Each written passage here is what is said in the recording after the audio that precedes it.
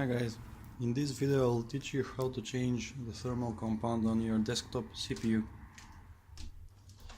First step would be to get the PC somewhere that you can work on it comfortably. I like to put it on my desk and lay it flat so I don't have to worry about the case shifting forwards and backwards, so I can just work on it. Step 1 is to open it, obviously. Next step would be to remove the CPU heatsink and fan assembly. So unplug the CPU fan carefully.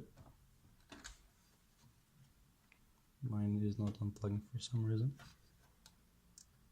Just work it slowly, don't push on it.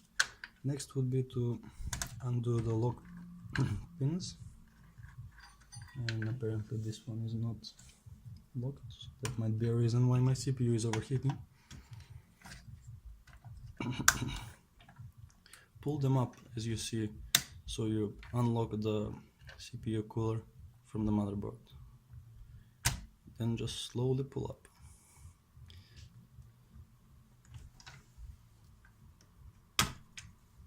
It might require a little bit of force, as you can see. Don't force anything, just you can apply a little bit of force, just don't yank at it. Go slowly and go carefully, one by one, and they should all pop out like that. As you can see, I have applied a little bit too much thermal compound, so it has spilled outside. And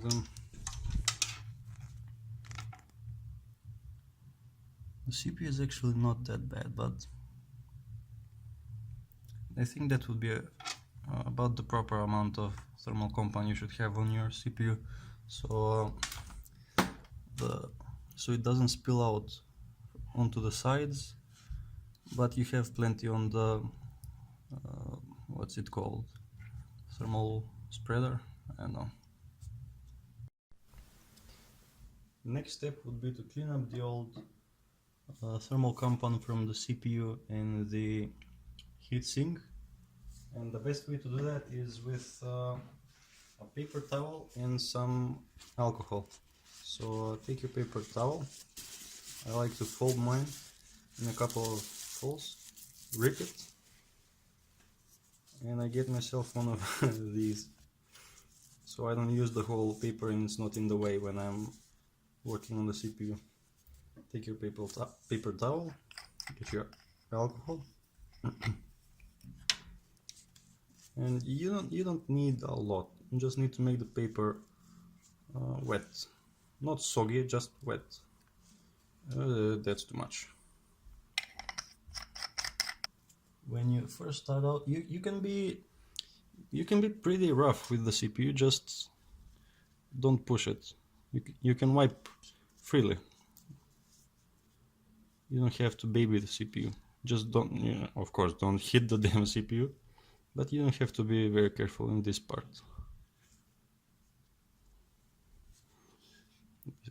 This paste is actually very gummy, so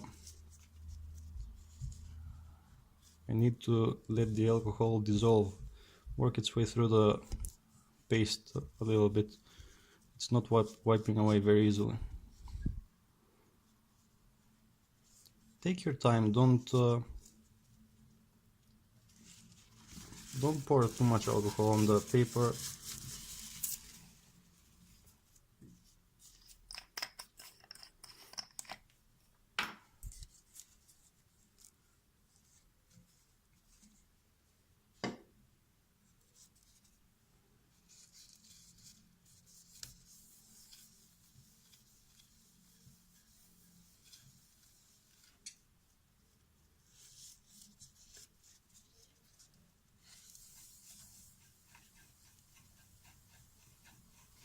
This is what I meant when I said you don't have to be extremely gentle with the CPU.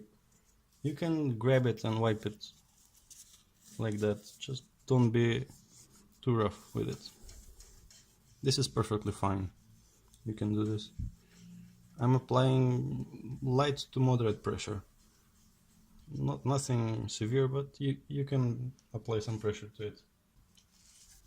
What I'm doing is a little bit overkill, but I just like to make sure that it's absolutely clean of the old thermal compound.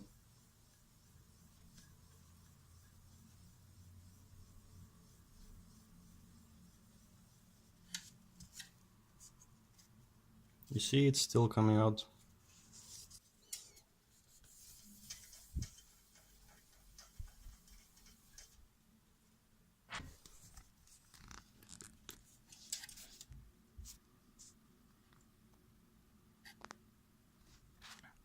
I'm quite happy with this.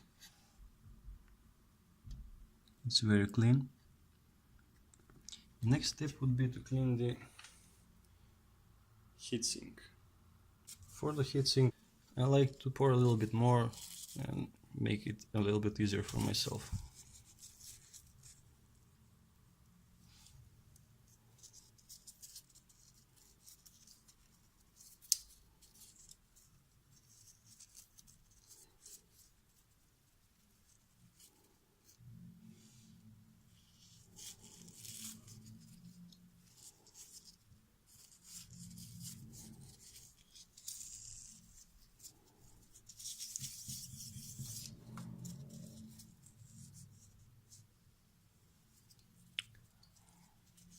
I believe you can see that the copper part of the heatsink is quite clean.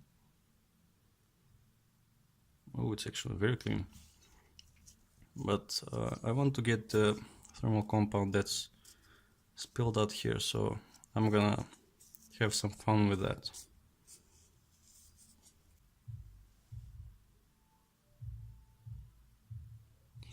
As you can see, I got it quite clean, squeaky clean actually.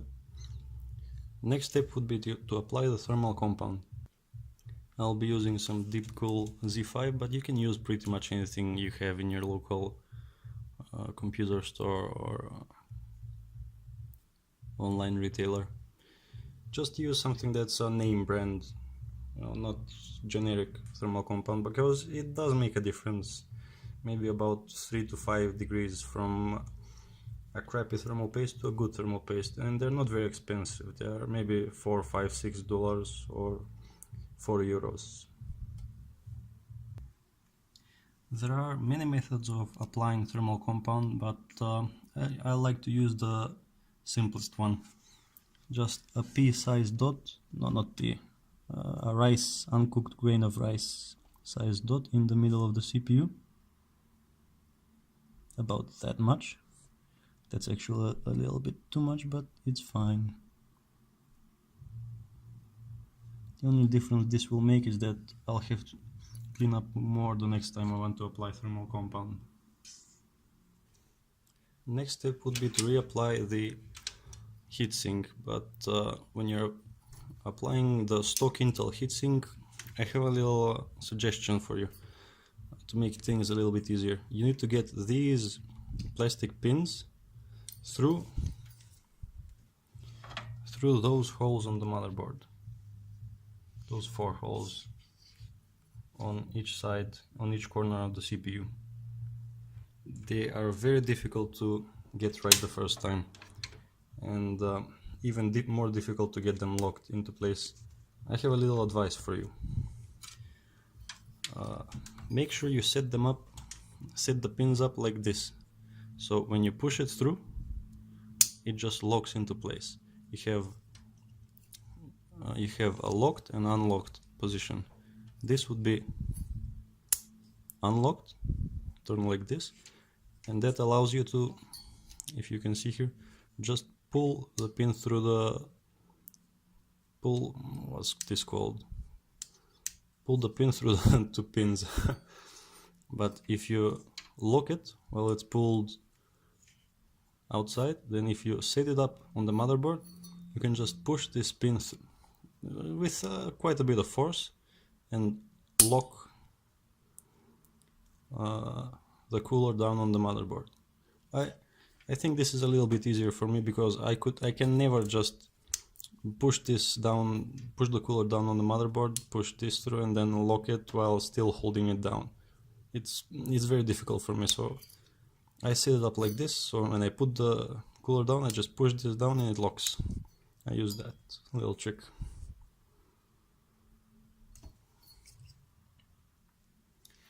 So next thing you do is you take your cooler and you try and line up the damn pins in the holes. One in, two in, three in. Wow, this is going easier than I thought it would. And all four in. One locked, two locked, three locked. Wow, that was easier than I thought it would be. That's good. Give it a little wiggle, make sure it's all the way in. That's nice. And last thing would be to reconnect the CPU cable. Reconnect, damn it. Again, the best advice I would give you is don't rush it, don't push it, don't force it. Just take it easy, try and figure it out, and there you go. That's it. If you have compressed air, you could blow your PC out. Just make it a little bit cleaner, but my PC is actually quite clean because I have dust filters from AliExpress, of course. And I generally maintain the PC, so it's quite clean. Most critical parts to blow out would be the CPU heatsink, the GPU heatsink, and GPU fans. You can see quite a little bit of dust came out. And a pro tip would be to keep the bottle straight up, upright. Keep the bottle upright, so if you go like this, then you will blow out the fluid that is inside the can, and you don't want any fluid on your PC.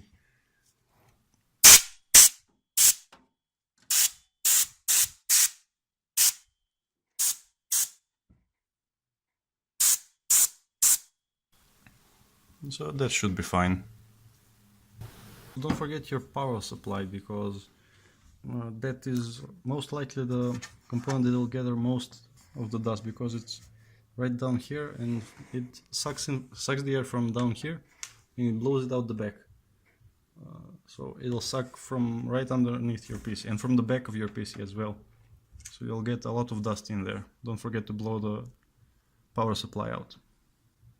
I just unbolted my power supply and flipped it outside on its side so I can blow all the dust out. And as you can see, it's quite clean, nothing too bad.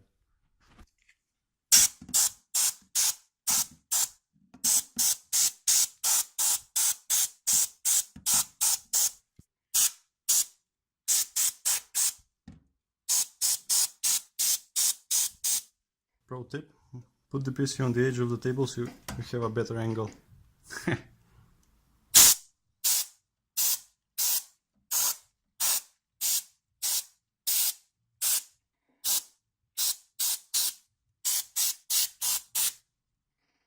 Last step, put your damn PC back together.